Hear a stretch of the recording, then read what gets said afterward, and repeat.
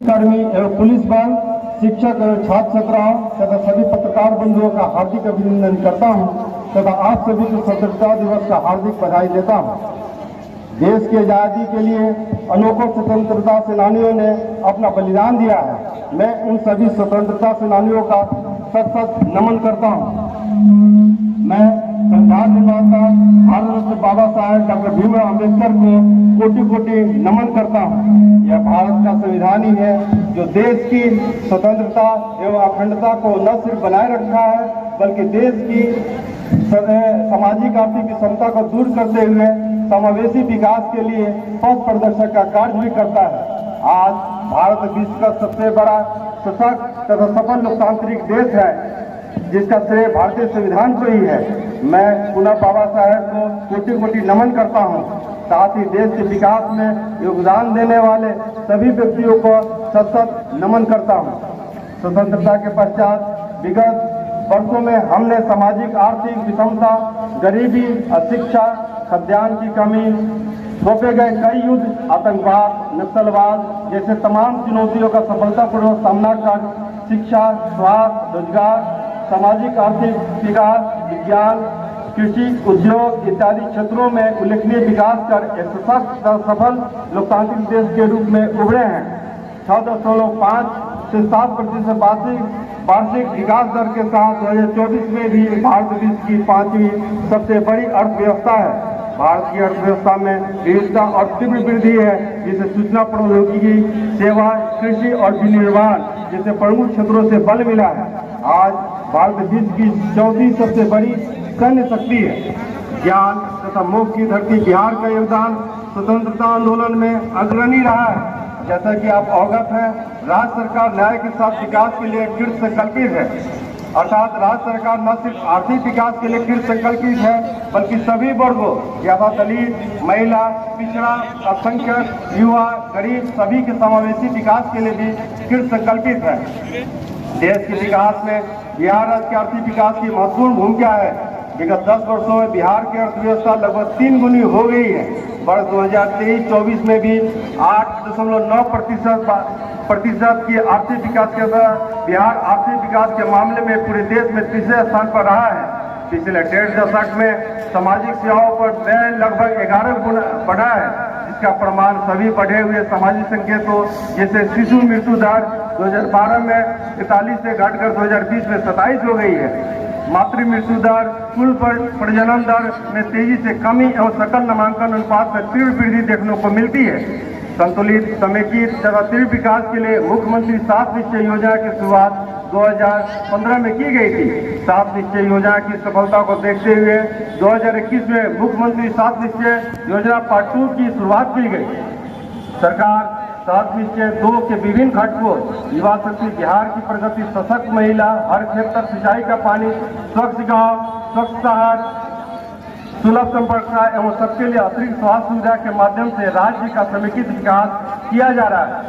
इस प्रकार सरकार मुख्यमंत्री 7 निश्चय योजना प्रथम एवं द्वितीय के माध्यम से विशेषकर गांव में मूलभूत सुविधाएं यथा पेयजल, बिजली, पानी की उपलब्धता के साथ साथ आधारभूत संरचनाओं, सड़क, गली नली, पुल आदि के विकास पर बल दिया गया है। साथ ही युवाओं एवं महिलाओं को आत्मनिर्भर एवं सक्षम बनाने के लिए भी कई योजनाएं चलाई गई है। महिला सशक्तिकरण के लिए पंचायत राज संस्थाओं और नगर निकायों में 50% का आरक्षण दिया गया है तथा सरकारी सेवाओं में 35% आरक्षण लागू किया गया है। आज महिलाओं में आत्मबल तथा आत्मसम्मान का संचार हुआ है एवं सामाजिक आर्थिक स्तर पर उनकी सशक्त उपस्थिति हो सकी है। जल जीवन हरियाली योजना के माध्यम से जल संरक्षण तथा वृक्षारोपण का बढ़ावा देकर पर्यावरण संरक्षण के क्षेत्र में उल्लेखनीय कार्य किया गया है। सामाजिक आर्थिक विकास के साथ साथ सामाजिक बुराइयों को दूर करने के लिए भी कई कार्य किया गया है। जैसे शराबबंदी को पूर्ण रूप से लागू किया गया है। दहेज प्रथा एवं बाल विवाह के विरुद्ध लगातार अभियान चलाया जा रहा है। रजौली अनुमंडल क्षेत्र भी जो है सामाजिक आर्थिक विकास से अछूता नहीं रहा है, लेकिन किसी क्षेत्र के सामाजिक आर्थिक विकास के लिए जरूरी है तो वहाँ विधि व्यवस्था चुस्त दुरुस्त हो तथा आम नागरिक अपने आप को सुरक्षित महसूस कर सके। रजौली अनुमंडल सामाजिक आर्थिक रूप से पिछड़ा तथा नक्सल प्रभावित क्षेत्र रहा है। परंतु पुलिस प्रशासन के द्वारा असामाजिक तत्वों, उपद्रवी तत्वों, भूमाफिया, कालाबाजारियों, शराब तथा अन्य अवैध धंधा करने वालों के विरुद्ध लगातार प्राथमिकी दर्ज कर कार्रवाई करने के फलस्वरूप रजौली अनुमंडल क्षेत्र में शांति व्यवस्था कायम करने में सफलता हासिल हुई है। विगत 3 वर्षों में CRPC 107 और भारतीय नागरिक सुरक्षा संहिता 2023 के 126 के तहत करीब 59,426 व्यक्तियों के विरुद्ध निषेधात्मक कार्रवाई किया गया है। भूमि विवाद से उत्पन्न विधि व्यवस्था सुधारित करने हेतु विगत 3 वर्षों में CRPC 144 और PNSS 163 के तहत 567 वादों में अनुमंडल न्यायालय में कार्रवाई किया गया है।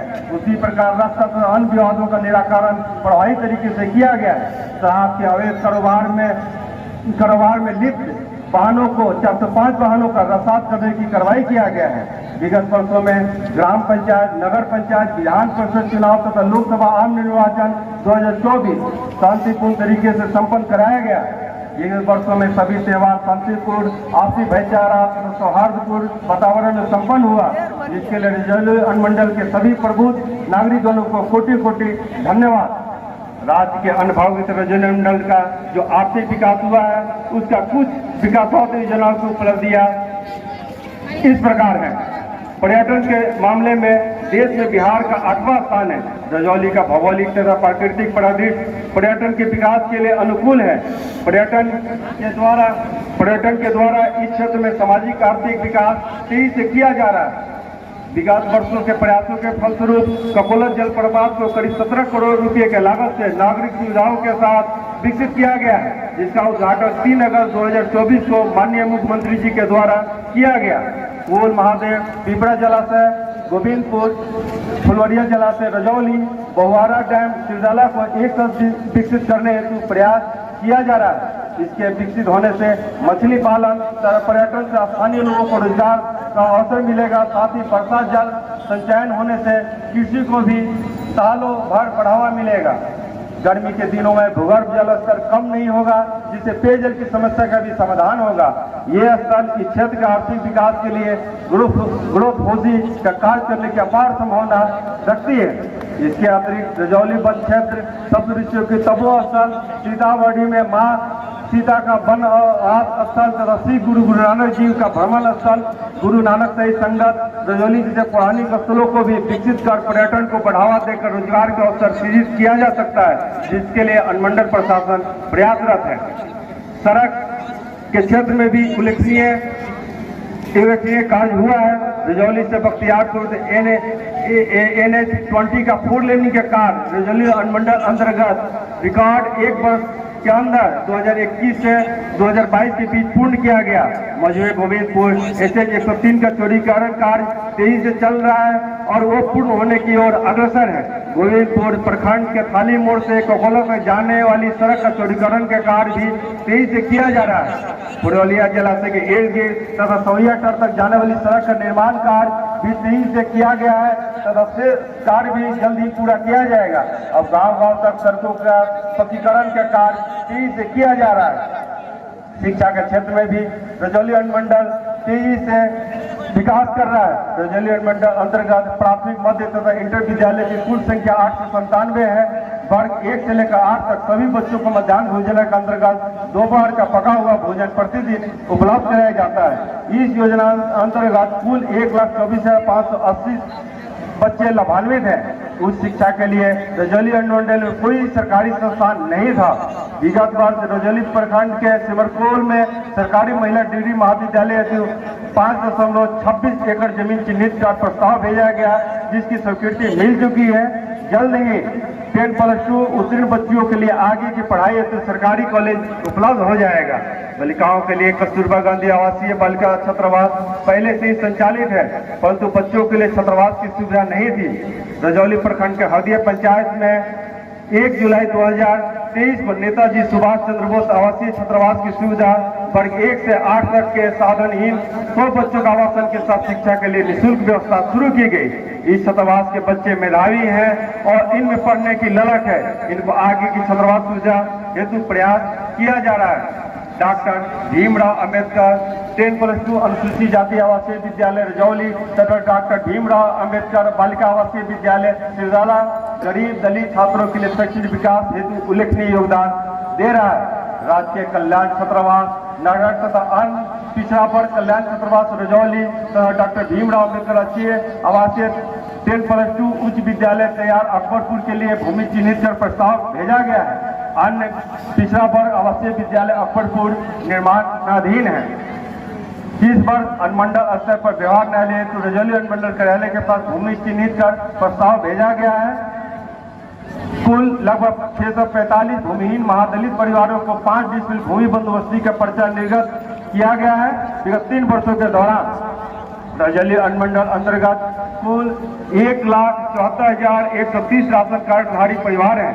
कुल 521 जन वितरण प्रणाली विक्रेताओं के माध्यम से प्रत्येक परिवार को प्रति सदस्य 5 किलो अनाज ई पॉस के माध्यम से वितरित किया जा रहा है। विगत वर्ष कुल 6,681 नया राशन कार्ड निर्गत किया गया है। साथ ही 5,315 राशन कार्ड में 6,681 नए लाभुकों को जोड़ा गया है। आवास योजना अंतर्गत जो है करीब 95% आवास पूर्ण हो चुका है। मुख्यमंत्री ग्रामीण आवास योजना अंतर्गत कुल 543 में से 421 लाभुकों का आवास पूर्ण हो गया है। मुख्यमंत्री वृद्धजन पेंशन योजना, लक्ष्मीबाई विधवा पेंशन योजना, बिहार निःशक्तता पेंशन योजना तथा अन्य पेंशन योजना अंतर्गत कुल 1,08,664 वृद्ध विधवा तथा निःशक्त व्यक्तियों को पेंशन के रूप में डीबीटी के माध्यम से प्रत्येक माह आर्थिक सहायता प्रदान किया जा रहा है। वित्तीय वर्ष 2023-24 में मुख्यमंत्री पारिवारिक लाभ योजना अंतर्गत 53 लाभुकों को आर्थिक सहायता प्रदान किया गया है। कुल 1220 आंगनबाड़ी केंद्रों के माध्यम से ग्रामीण बच्चों को स्कूल, पूर्व शिक्षा, पोषाहार, स्वास्थ्य की सुविधा उपलब्ध कराई जा रही है। इस योजना अंतर्गत गर्भवती महिला भी शामिल है। मुख्यमंत्री कन्या उत्थान योजना अंतर्गत 3,265 लाभान्वित है। इस योजना के तहत लड़की के जन्म से लेकर पढ़ाई पूरी होने